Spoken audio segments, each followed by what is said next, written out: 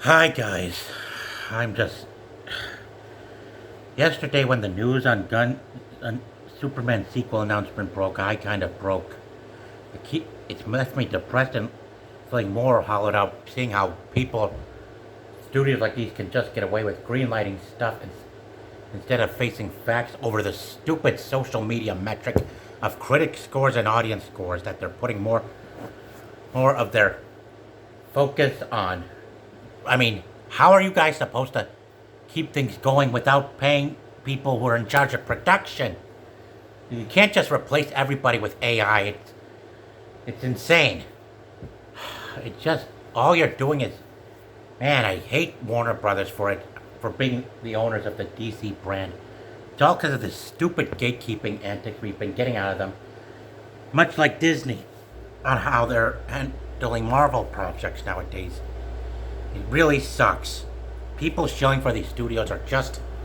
Ugh. If you. Why aren't you questioning them on stuff? I mean, like. And you know exactly what I mean. I'm just angry because I feel like everything's broken. Everything in our culture is broken because of these maniacs in charge of the studios answering not only to their shareholders but their goddamn critics and the cult of and people that live in Los Angeles, as well as critic sites, rather than the general public with their wallets. It's crazy, so fucking crazy. I mean, what the hell's wrong with these people? But really, sure, I heard the word from people that Gunn took the title from one of Zack's Superman sequel films and used it for the title of this one he's got coming up in 2027. But the main issue is, are people really not? Do people who are shilling for these studios really not are not actual comic fans, or are they just? What are you guys? And I'll show you why.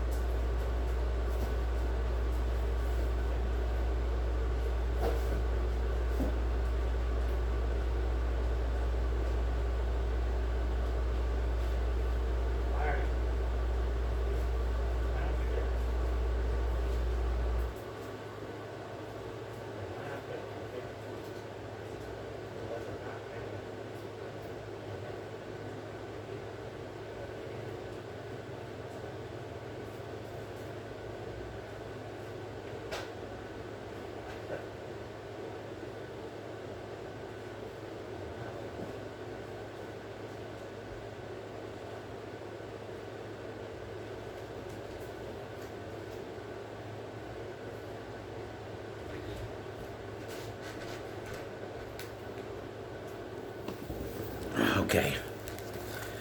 I'm talking about whether or not Gunn will not keep overusing the same villains and that he will start giving others that are in the comics a chance. I mean, it wouldn't be the first movie that has the title Man of Tomorrow.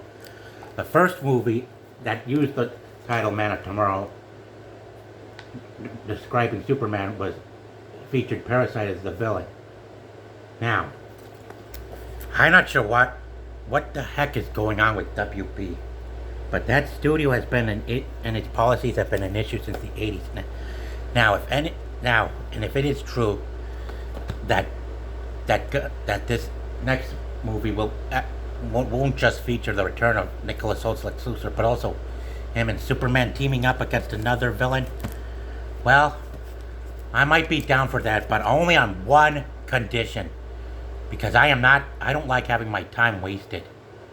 And it's really, really gotten to me since this broke out. Because I really don't like it when studios keep wasting our time with overusing the same stuff over and over again, over how much it costs to use something in the comics, or because of how screwy people that they work for really are.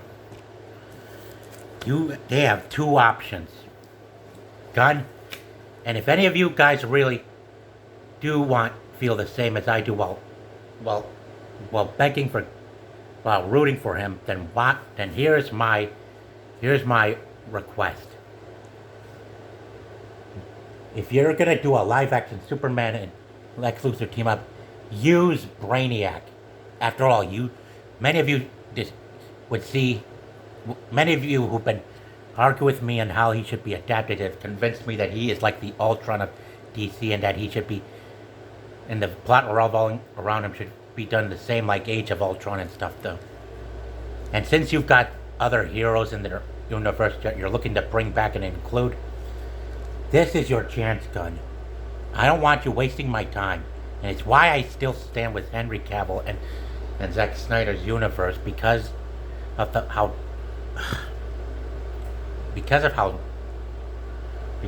disgusting the antics of WB are for not giving it a rest with this cornerstone that they've garnered up over the success in 1978. It's you either give us Brainiac or give us Parasite to keep folks interested.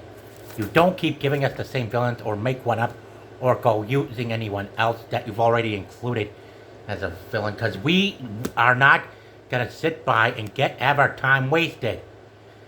And it's why I never even bothered to see this movie, because you are wasting people's time and resources ignoring the other villains that are in Superman's rogues gallery. I mean, what is wrong with people? And if people really are expecting Brainiac, why don't you just convince him to use Brainiac instead of just speculating? What is wrong? And if it does feature Lex fighting Superman in that suit, then why wouldn't you have him featured wearing that suit fighting Superman to begin with? It's just crazy. What is wrong with people? Shilling for these a-hole studio execs in Hollywood for being so repetitive with shit. My God. What the hell happened to this world? What has happened? What is so hard about convincing? Why are you always, and the stupid world building nonsense has gotten out of control. We shouldn't be allowing we shouldn't be allowing the same kind of thing out of our governments to be preaching and overruling everything going on in Hollywood. It sucks. It sucks treating everything like a game. And that's what the issue is with Hollywood today. You aren't, instead of giving us what we want, you keep ripping us off with what we already got. I mean, wake up, everybody. I'm angry because of the fact that of how arrogant these studios are. Especially WB, and I don't get why the DA thinks that Superman movie should be done with the same plot model as Richard Donner's. But really, what is wrong with not having Brett Metallo in a live-action Superman movie with Lex as his weapon? What is wrong with convincing the studios to stop being so hesitant on bringing Brainiac onto the big screen for Superman to fight in live action? And why is it that we can't have other villains fighting Superman in live-action films like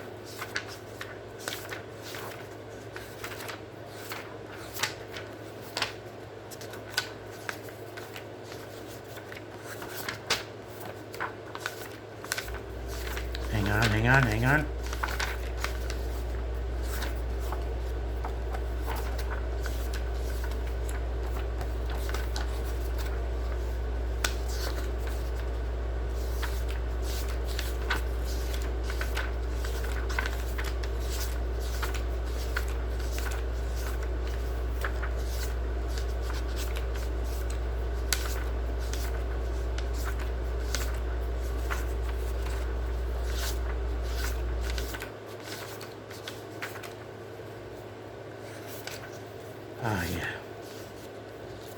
Yeah, what about Parasite?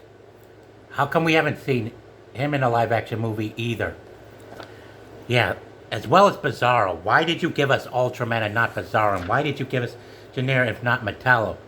And why would you bother using it as a launch pad if you weren't expecting things to not go as planned. What the hell is going on? Yeah, I could see the opportunity of Lex teaming up with Superman against another one of his foes, but certainly no to Zod and no to Ultraman. We want someone new that we never got from the comics in a live-action Superman movie for that change. And you guys are holding the rest of these characters like Silver Banshee hostage from making their live-action movie debate. I mean, what is going on? What is going on, folks? What is going on?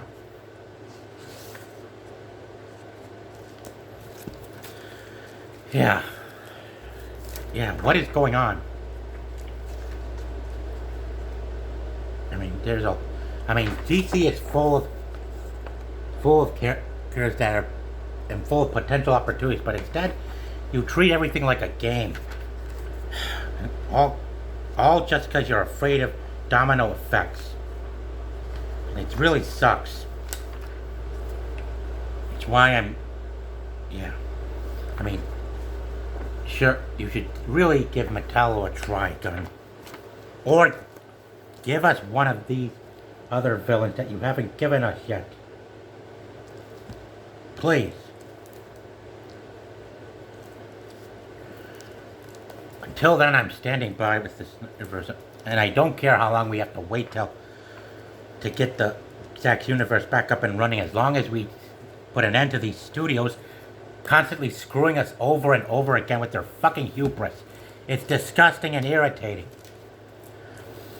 Yeah, and also make sure, and to those who are fellow Snyder fans of mine, keep fighting for the Schumacher cut of Batman Forever. We need to get that movie out. And we shouldn't keep giving studio executives, shareholders, and their focus groups so much influence on our things. That's what ruins everything, and that's what sucks about superhero films nowadays. And if we need to bring that back, stop ignoring the fans. Listen to what the fans want. Do not let us down. And do not waste our time. For now, hashtag restore the Snyderverse, hashtag sell MLS2 with Brainiac in live action to Netflix, sell Batman v Deathstroke to Netflix, hashtag sell Superman vs. Brainiac live action movie to Netflix, Viral Docs to be exact, and sell ZSJL 2 and 3 to Netflix. That's my word. Take care.